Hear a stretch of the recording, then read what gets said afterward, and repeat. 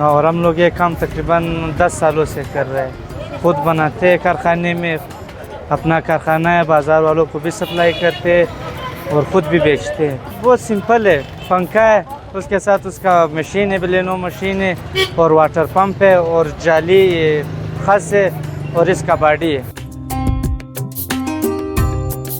ये तो लोकल है, सस्ता पड़ता है। ये सोलर है, ये तो हमारा अपना का लोकल चीज़ है। वो फ़र्क है कि वो बस कंपनी के नाम से ब्रांड होता है।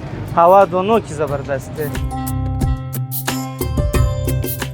ये जो मुकम्मल है, इसमें हम बनाते हैं ना, बैटरी वाले और शमसी वाले भी बनाते हैं। उसमें फिर अगर आपको बिजली वाले में चलाना होता है, उसके लिए आपको एडाप्टर या सप्लाई या चार्जर कोई भी चीज़ आप इस्तेमाल करो तो वो फिर डायरेक्ट बिजली पर भी हो सकता है। बगैर उसको अगर उससे आप एडाप्टर हटा लो फिर वो शमसी और बैटरी पर होगा। ये मैंने 140 भेजे है, वो अभी तक मैंने सिर्फ 2 भेजे हैं। इसकी मांग इसलिए बड़ी है क्योंकि ये सस्ते है। सबसे छोटा साइज़ जो है वो 3300 का है, बड़ा साइज़ जो है वो 3800 का है, 3700 तक मिल जाएगा। दरमियाना जो है वो 3500 है।